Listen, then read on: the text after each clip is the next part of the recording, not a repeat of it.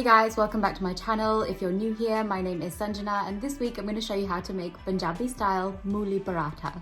If you are unfamiliar with what a mooli is, it is a giant white radish and the flavors are so peppery and delicious. They really lend themselves to breads and flatbreads. You can also cook them into curries, but this week we're going to be making some stuffed paratha. It's such a simple recipe. I don't even bother pre-cooking the mooli. I really love the texture of it, kind of like still yummy and crunchy and fresh inside those parathas. It's really simple, so quick and easy, and I hope you love it as much as I do. If you have other requests for paratha fillings as well and you want to see a different take on stuffed paratha, then let me know. I always love hearing your comments and your suggestions, and if you have special requests, then I am more than happy to go ahead and tweak around and play with some recipes for you. It is my absolute pleasure and privilege. Let's start by making our dough. Mix together whole wheat chapati flour, also known as atta, with gram flour or besan, which is made from chickpeas, and some salt. Combine this thoroughly to make sure all of the ingredients are well incorporated.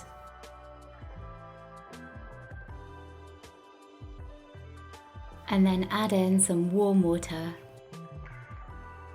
Give everything a rough mix to create a shaggy looking dough.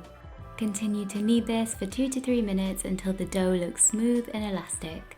At first you might get the impression that it's a little bit on the sticky side, but that's fine. Just continue to knead and don't be tempted to add any more flour. Now that we've worked the gluten in the flour by kneading, we're going to soften it up with some oil. Continue to knead this for a further 1 to 2 minutes. And there we have our dough ready. We're going to cover this with a tea towel to stop it from drying out and allow it to rest for 15 to 20 minutes. And now for the star of the show, the mooli, also known as white radish or daikon. Mooli has such a delicious peppery flavour. To prepare it, all you need to do is chop off the ends and give it a peel with a vegetable peeler. Next, chop it up into some rough, manageable chunks and then grate it on the coarse side of a box grater. It goes without saying that if you're making lots and lots of mooli parathas, then feel free to use a food processor to grate your mooli. I kind of like doing it by hand though, it feels much more rustic. Here is our grated mooli, and to this I'm going to add in some salt. The salt will help to draw out the moisture from the mooli so that we can squeeze it of all of its excess water, and this is going to make rolling the parathas a lot easier. Once this is mixed, allow it to stand for about 10 minutes and then squeeze out as much water as you possibly can. If you don't want to waste the water from the radish, you can prepare this at the beginning of the recipe before you make your dough and then add it into the water measurement whilst you're baking your dough and binding. I've just roasted up these whole cumin seeds until they're toasty and aromatic, and now I'm going to coarsely grind them. You can use a pestle and mortar, but since this is such a small batch, I'm just going to go ahead and use this traditional rolling pin method. To your squeezed mooli, add in the coarsely ground roasted cumin seeds, some garam masala, amchur, also known as dried sour mango powder, chilli powder, ajwain, also known as carom seeds, lots and lots of fresh minced ginger, some fresh green chillies, and finally some freshly chopped coriander. Give everything a thorough mix.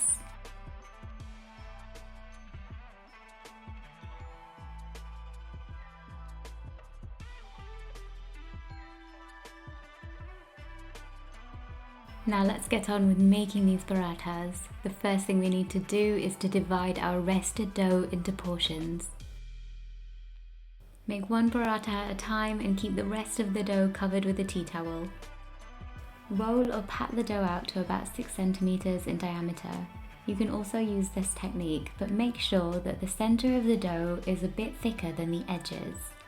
Then place one portion of the filling on top and pinch the dough together to fully enclose it inside.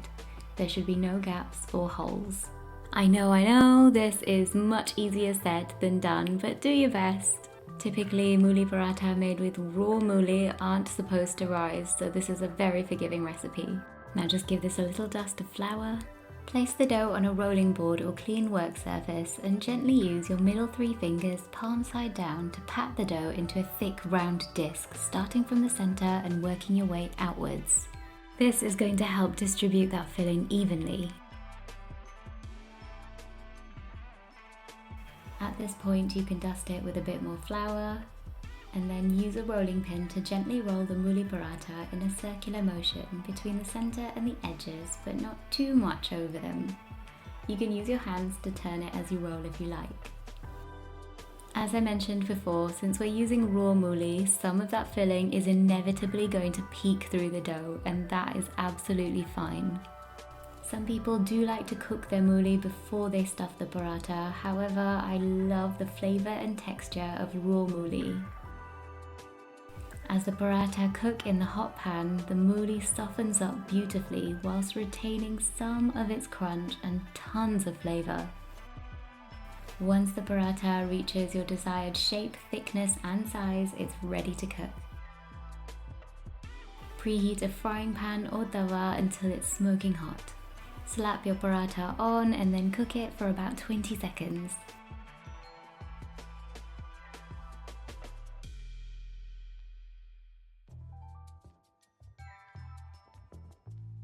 I like to dry roast my paratha first before I add any ghee. Spread it with ghee or with oil, the choice is yours. If you use oil, then this is going to be an entirely vegan recipe.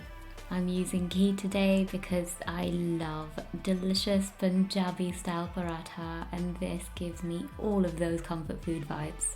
Flip and apply your ghee or oil to the other side too. We want to make sure that these paratha are super golden and crunchy on the outside.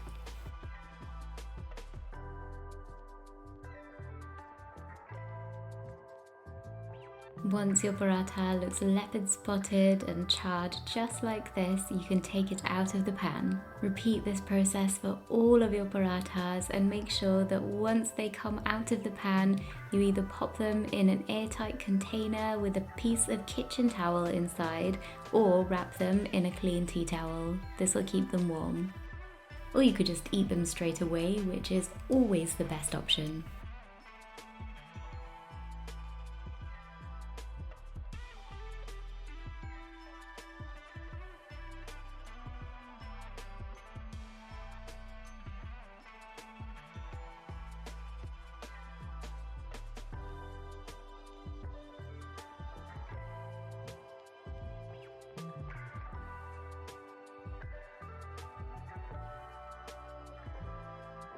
Serve these sublime Punjabi style mooli parathas hot with your favourite pickle, plain yogurt and/or masala chai.